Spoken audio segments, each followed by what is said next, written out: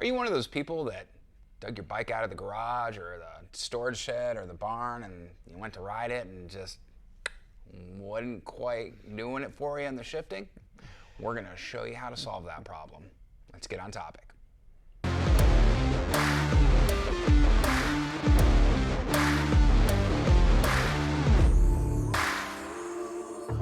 Hey everybody, it's Thomas with Get Out Arizona, and you are watching another fabulous episode of Toolbox Topic. I'm joined once again by my co-host, Brandon Van Leuven. Brandon, how the hell are you? Awkward. Awkward? What am I doing on the right side? Right side, I know. You know, it's one of those things. We didn't even plan that. You know, we didn't. Strange. All right. Well, and I think it's because of the camera angle. So basically today we're going to be doing some handheld cut-in B-roll for this episode of Toolbox Topic. And once again, we're here at the Trek Bicycle Store of West Phoenix in Goodyear, Arizona, because it's where the cool kids hang out, and me. And today, Brandon is going to demonstrate how to get your shifters to function properly again after prolonged storage, not prolonged use. There's a difference. Prolonged neglect. Yes, because if you remember, the last episode was the drivetrain reboot, and Brandon said, meh, there's really nothing you can do. You forget that shit breaks, we replace it. So, which is true, but he's going to show you what to do if you haven't ridden in a while to get these things working again. Yes. And then you ride it until it breaks. Ride it like you stole it, and then when it breaks, you right. you throw it in a thing. So Brandon, so you're right, because of COVID, and of course you get the people that, hey, maybe they just, for whatever reason, work, they haven't ridden in a while. Right. And so they get that bike out and their tubes are flat, shifters aren't working and everything. How often do you see that come through the bike shop? I see this at least once a day. Okay. Maybe, usually more, but at least once a day. All right. And this symptom is from a bike just sitting in the garage, sitting in the shed for maybe 6 months or longer, for whatever reason. We saw a huge uptick in this when COVID started, because everybody wanted to start biking. Yep. And they hadn't biked for years, and that was a common story. I haven't ridden this bike in years, and the shifters don't work. And yeah, they don't work. Right. And I'm going to show you why. Okay, awesome. Well, hold on. We got to do the movie. I got to put the glasses on. The movie magic. Very and nice. then Brandon, he's done this enough, but I'm guaranteeing you, he might. I'm going to try not to be shaky after two Well, cups and of so, coffee. hey, you still got to do the cutaway, dude. What are you doing? What are you doing? Hold on. You got to wait till I tell you that it's recording. All right, so do it again. Now we got to do the clap. 3, 2. There we go. All right, now we can continue. All right. So here's what happens.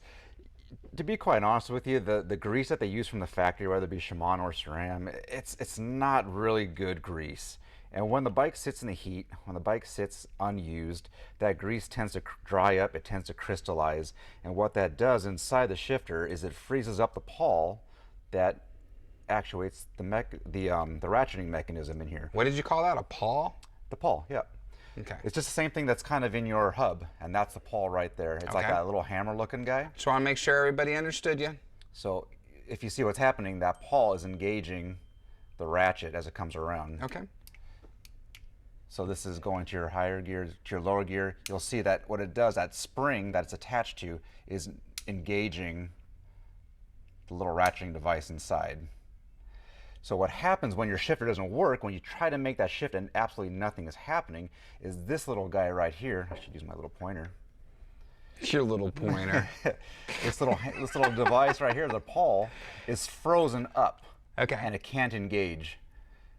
So what we want to do is a couple things, and this one is actually pretty crappy. I'm using a used one here, and also this is one of the easier shifters to manipulate and to look inside.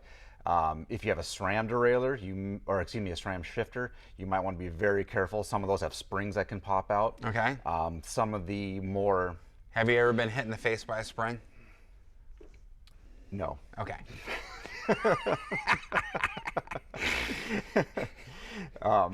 So as you can see, this one is in bad shape. I Right. chose a good one because it's hardly coming back. So what we want to do in this situation is use a degreaser like this. Okay. Something similar to that. You don't have to get a big, huge can like that, but the Yeah, point let's is, get there. So, the point and is what's what the you other one want you have? is something with aerosol. Yeah, the other one is actually Triflow. Yep. So this one is the Clean Streak. This is the degreaser, and what I like about this is it has actually an aerosol in it, Right. so I can use the straw and actually really get in there and clean up the parts in there. I'm not going to do it because it's going to make a huge mess. You would typically want to do it over a trash can, Right. And just blow all that bad crystallized grease out of there, so that this ratcheting device is cleaning up all those little particles. Yeah. When you're done with that, you may want to just go in there again with a little poker and just manipulate this guy Little back and poker. forth. He's dirty today, ladies and gentlemen. Just by exercising this little spring guy, when it's been cleaned up, we'll probably get it moving again. Okay.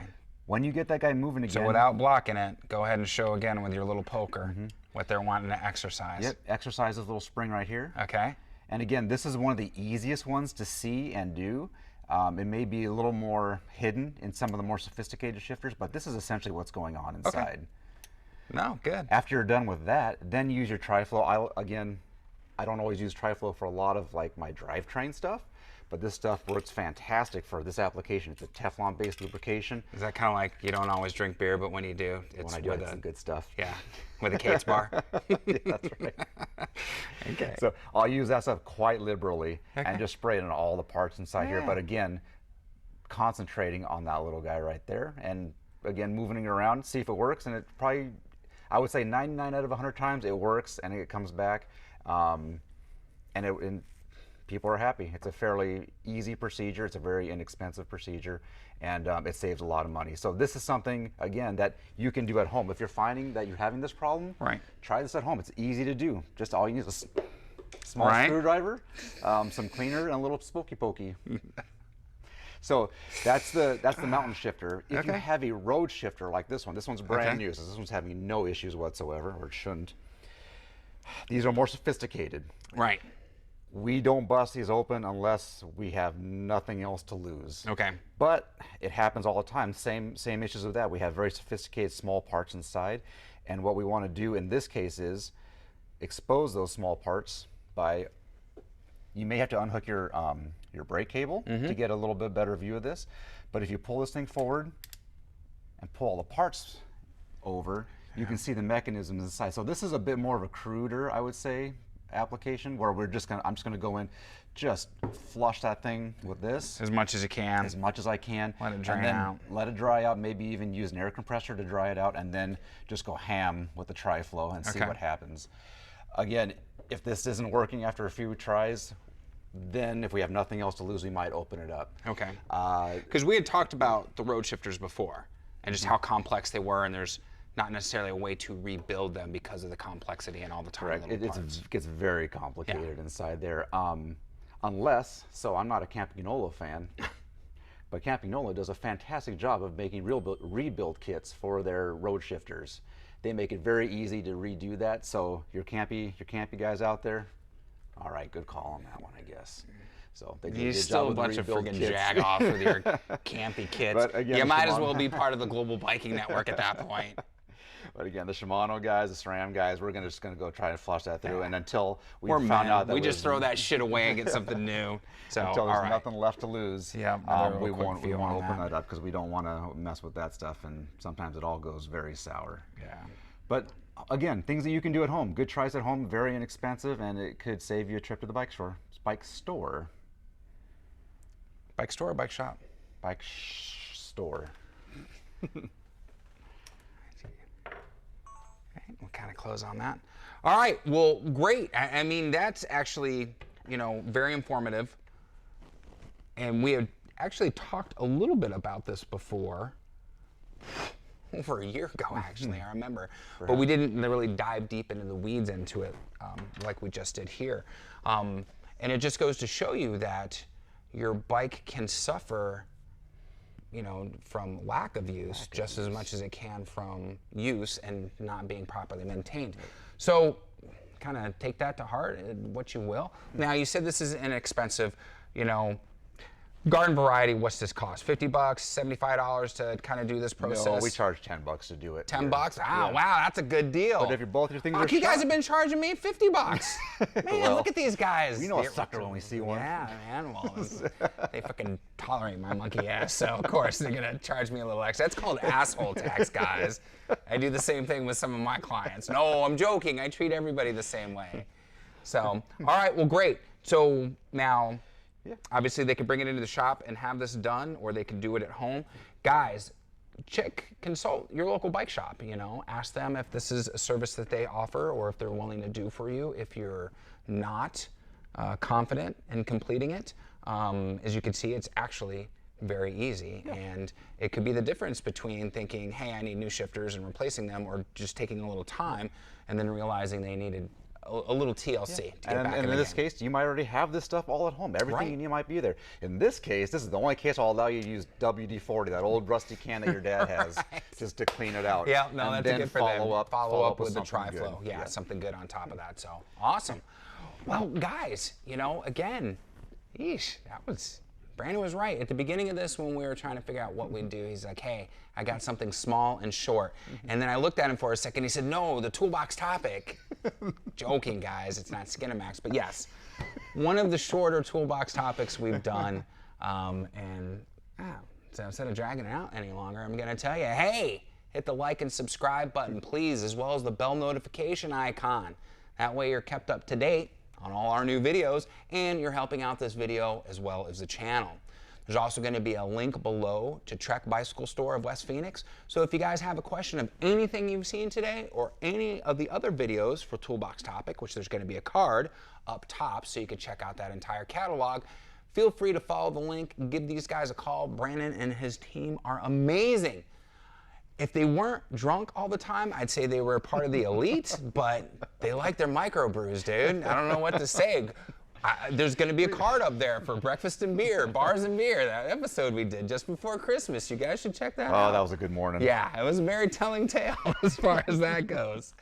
There's also going to be links for our social media down below. That's going to be Instagram, Facebook, and TikTok. The devil's work, but we need to do it so we can keep getting the word out as far as Get Out Arizona goes. The rest of the links down below are going to be for a variety of different things, and some of those may be affiliate links. I need to let you know this because if I don't, YouTube will bitch slap me.